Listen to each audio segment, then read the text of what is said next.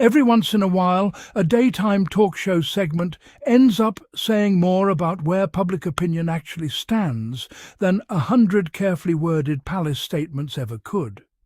Not because the hosts planned it that way, not because a guest said something explosive, but because ordinary people picked up their phones, called in, and said the quiet part out loud. Do you think that Meghan can win back the British public? 0207 862 2222 is the number. Ian, what do you think when you look at that? Are you surprised by it? I was quite surprised. I've got to say, I'm not a big royal follower, so I binged the Harry and Meghan documentary, just, because I thought, well, let's see what's going on. And I just thought, she can't win. Nothing she does, she can't win. So, for example, she wore an off-the-shoulder dress, the same as Kate Middleton wore. Kate was called a fashion icon. Meghan was told she was breaking royal protocol. Exactly the same thing, and yet Meghan was hauled to the cold. And I just think we love in this country to pile on. It seems to be getting worse, obviously, with Jason Arde. And I just think that she can't win anything she does. And I actually do feel for her. I think that actually the best thing they did was get out of the UK. And I'm, to be honest, shocked that they're coming back. Let's bring in a royal journalist, Sarah Teta. Sarah, what do you think about Meghan and Harry coming back to the UK? First of all, are you surprised that they've made the decision to come back? And second of all, do you think Meghan can win back the British public?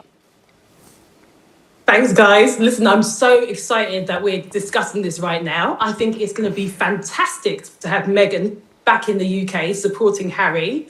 Meghan has a lot of charm on her own as well. I've recently been to...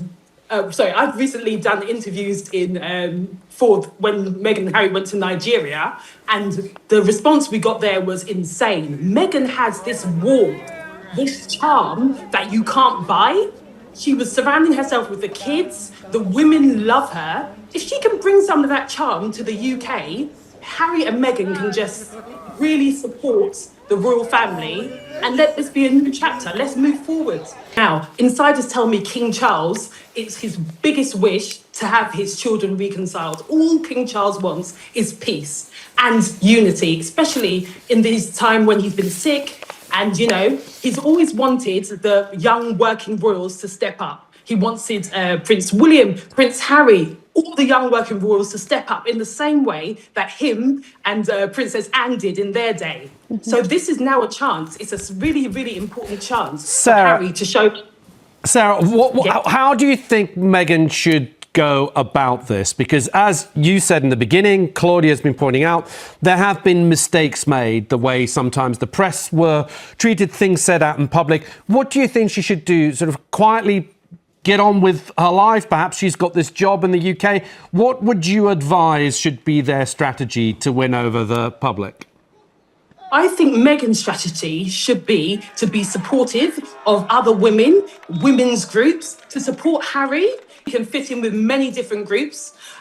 She loves the royal family, she does. The Queen actually really, really loved her too. So I believe for the sake of the royal family, she will step up, she will do what she needs to do to be a good working royal again, because ultimately that's what they're going to be doing. They're going to be supporting King Charles at this crucial time in his life so he can enjoy his years and get that family where it used to be, even better so.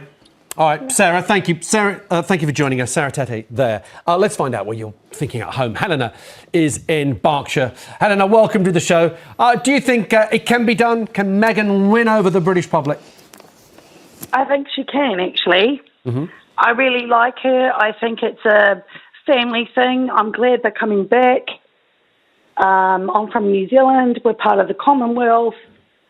And, we saw those those boys, when they lost their mother. And, I think it's a good thing. And they've got 2 kids, cousins. And Helena, what do you think their strategy should be? People are saying, OK, don't make any negative comments about the royal family. I think that's a pretty obvious one. But should they be keeping out of the public eye? I mean, is it even possible? Anywhere they'll show up, cameras are going to show up. No, of course they're not. He's going to do the Invictus Games. She's going to do what she needs to. We want them there. Okay. I'm glad they're here. I mean, if the polls are to believed. I don't know whether people want them here, but they certainly don't look favourably upon Meghan. And my worry is, Helena, you sound like somebody that liked her anyway, and so that you're happy she comes back and thinks that she can win over the British public. I'm worried that people that don't like her just won't warm to her. Yeah, how can they be won over? Helena, thank you. Emily's in Hertfordshire. It's Harry's wife. You should want her. And she's the mother of his kids. Okay. Helena, thank you. Emily's in Hertfordshire. Emily, welcome to the show. What would you like to say? Hello. I think Meghan has a shot at winning over the British public, especially maybe the younger generation. I think a lot of Gen Z feel quite disconnected from the royal family, and I think Meghan could offer a refreshing perspective. She's very open about things like mental health, which I think might appeal to some younger people.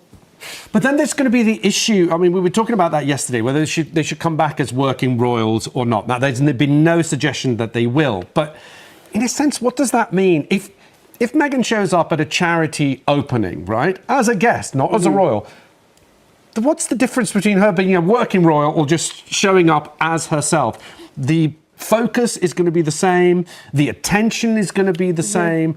So they almost can't help themselves. By being here, they will be the focus of all that attention. Martin's in Sheffield. Martin, welcome to the show. What would you like to say, Martin? I just think, can we stop picking on Meghan? I mean, just leave her alone. She's married happily, has 2 beautiful children, and we, in this country, have to pick on somebody. Why are we picking on Meghan? It's like she's an accomplished actress, she's accomplished so many things in life. I mean, look, Martin, so I think... do we do this? I think a lot of people will agree with you, but to some extent, if you marry into the royal family, that attention will come with it.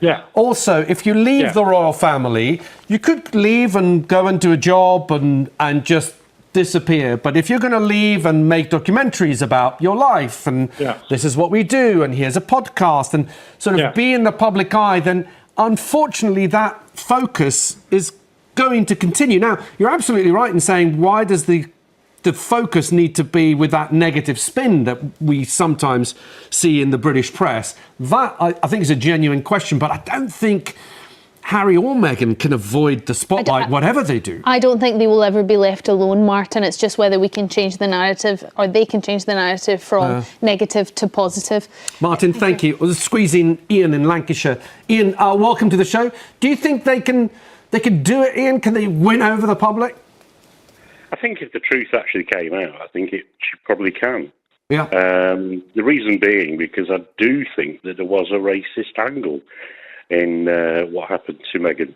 I mean, back in 2017, there was a Christmas Palace lunch where Meghan first attended, and she was introduced to Princess Markle of Kent, who wore a racist blackamoor brooch. But her father, Princess Markle of Kent, Gunther von Riebnitz, was in the SS.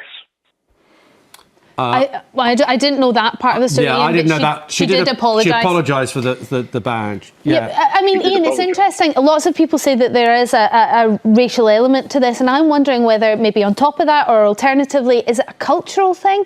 Because I think Meghan, in her way, is very American, and that either appeals or it doesn't to people, particularly British people. And she has a different way of doing things, and we expect everyone that's going to marry the royal family, because we've been brought up with this, that you have to toe the line, you have to behave in a certain way. Meghan hasn't been brought up with that, and so she came in not really understanding the rules, potentially not really knowing the rules, and maybe not wanting to play by them either. And I think part of the British public maybe haven't liked that. Do you think that could also be a potential issue, that it's cultural rather than racial? Well, I think it could be cultural, but however, I think that for anyone of different colour, different, let's say she was Jewish, let's say that she was anything like that. I think to be then faced with that brooch, which to her and many others is actually a clearly racist, symbol, and then to discover that if she didn't already know, which I doubt, that Princess Markle of Kent was actually born from an SS cavalry officer, then I think that actually that sort of plays into the narrative that actually he did actually receive that racism. Ian, welcome back to the Royal Truth Desk, the channel where we take a step back from the headline noise and actually look at what's shifting underneath it. Today, we're talking about something that's been generating a genuine wave of reaction. A recent discussion on Jeremy Vine and Daytime on 5 about Prince Harry and Meghan Markle's reported return to the UK, and the caller response that followed. Because this wasn't your typical segment where the panel argues and the audience just watches. This time, the phones lit up, and a lot of what came through wasn't what people might have expected. Let's start with the obvious question. Why does a single daytime TV segment matter enough to build a whole video around? Because these shows function a bit like a pressure gauge for public sentiment. They're not scripted the way a documentary is. They're not filtered the way a press release is. When ordinary viewers call in live, unscripted, to defend or criticize a public figure, you get something closer to an honest temperature check than almost anything else in the media landscape. And on this particular day, a noticeable number of callers weren't repeating the familiar, well-worn criticisms of Meghan that have dominated tabloid coverage for years. Instead, they were pushing back on them. That's genuinely significant, and here's why. For a long stretch of this saga, the public conversation around Meghan Markle has often felt like it was running on autopilot. The same narratives, the same framing, repeated so often they started to feel like established fact rather than opinion. But when real people live on air, start challenging that framing rather than reinforcing it, that's usually a sign the ground is shifting, even if it's shifting slowly and quietly rather than all at once. So what were callers actually saying? A recurring theme seemed to be frustration with what some described as disproportionate criticism. The sense that Meghan has faced a level of scrutiny that doesn't match her actual actions, especially when compared to how other royal figures have been treated for similar or even more significant missteps over the years. Whether or not you personally agree with that framing, the fact that it was being voiced repeatedly by different callers on a mainstream daytime programme tells you something about where at least a meaningful segment of public opinion currently sits. There was also a thread of callers specifically questioning whether Britain as a country is actually ready to welcome Harry and Meghan back, not just tolerate their presence, but genuinely welcome them. That's a notably different question than the one that's usually asked. Most royal coverage tends to focus on whether Harry and Meghan want to come back or whether the family will accept them. Flipping that question around, asking whether the public itself is ready, puts the spotlight somewhere it doesn't usually go. It suggests that some viewers see the real obstacle not as royal politics, but as public mood. And if that's true, it reframes this entire situation in a pretty interesting way. Now, we should be careful here not to overstate what a batch of phone-in callers represents. This isn't a scientific poll. It's not a representative sample of the entire British public. Radio and daytime TV callers tend to skew toward people who feel strongly enough about a topic to actually pick up the phone, which can create its own kind of bias. But dismissing this entirely would be a mistake too, because these segments do tend to reflect real shifts before they show up in more formal polling. They're an early signal, not a final verdict. Let's talk about where King Charles fits into all this. Throughout this entire saga, Charles has largely stayed above the day-to-day noise, letting statements from Kensington Palace or Sussex representatives do most of the public talking while he focuses on his own priorities, health and duties. But if public sentiment genuinely is beginning to soften toward Harry and Meghan, that arguably makes it easier, not harder, for Charles to be seen engaging more warmly with his son without facing the kind of backlash that might have followed a similar gesture a few years ago.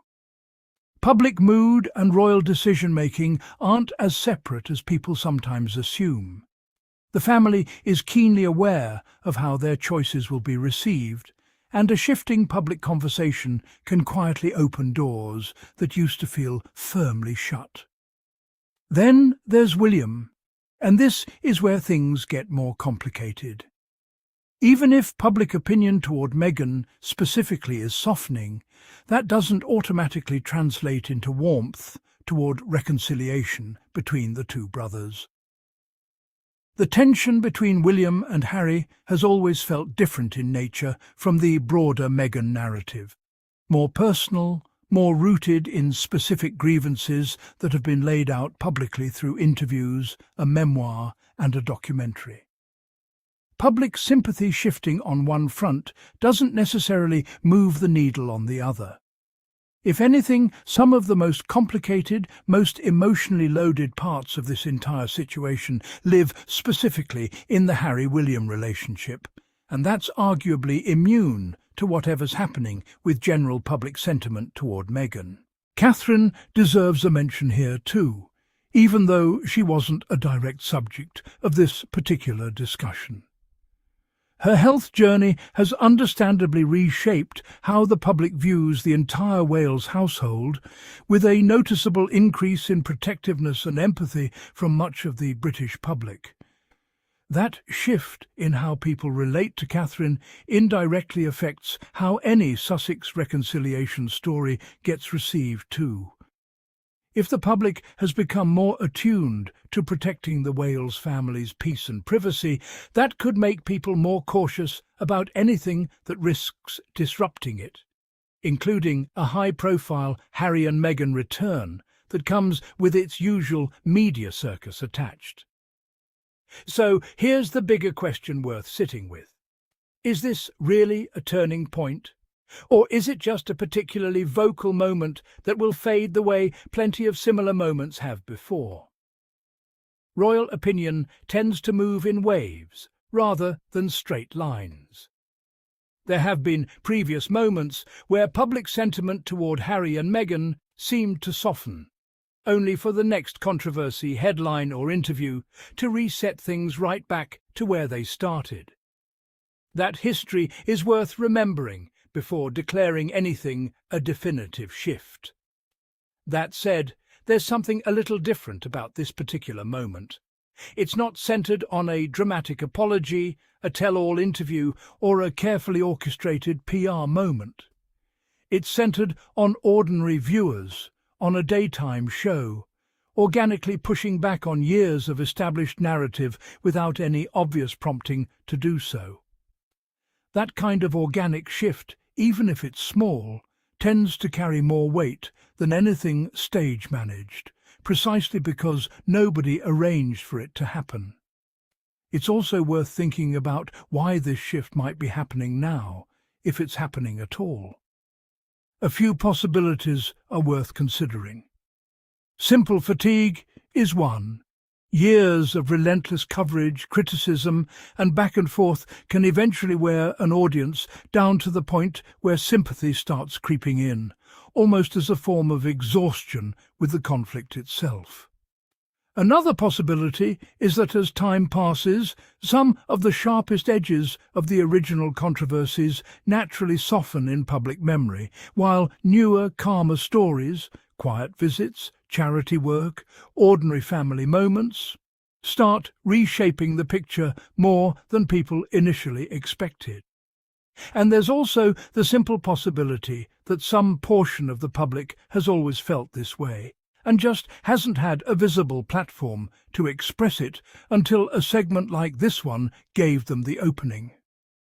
Whatever the explanation, the practical question becomes, does any of this actually matter for what happens next? The honest answer is probably, but only at the margins, at least for now. Royal decisions aren't made purely on public opinion polls or caller sentiment. Security arrangements, legal considerations, family dynamics, and institutional caution all play a much bigger role than a single television segment ever could. But public mood does shape the environment those decisions get made in. A warmer public reception makes certain choices politically and emotionally easier. A colder one makes them harder. In that sense, even a modest shift in public sentiment is worth paying attention to, even if it doesn't single-handedly rewrite the story. So where does that leave us? Somewhere between genuine turning point and interesting but ultimately temporary moment, and frankly, we won't know which one it actually is until we see whether this sentiment holds up over the coming weeks and months, or fades the moment the next controversy dominates the headlines. What we can say with more confidence is that this particular conversation, however it started, tapped into something real. People aren't calling into daytime radio shows to defend public figures they genuinely don't care about one way or another. The volume and passion of that caller response tells you that this story still matters deeply to a lot of people. It's just not always clear which direction that caring is currently pointing. We want to hear from you on this one. Do you think British public opinion toward Harry and Meghan is genuinely softening, or is this a temporary blip that'll fade by next month? Do you think Britain, as a country, is actually ready to welcome them back in a meaningful way? And do you believe shifting public sentiment could eventually influence how King Charles and Prince William approach reconciliation? Or do you think royal decisions stay completely separate from public mood? Drop your honest take in the comments. We read every single one, and this is exactly the kind of story where your perspective adds more than ours does. If this breakdown gave you something worth thinking about, go ahead and hit that like button. It genuinely helps this channel keep going. And if you haven't already, subscribe to the Royal Truth Desk and turn on notifications, because we'll be tracking exactly how this sentiment develops in the weeks ahead.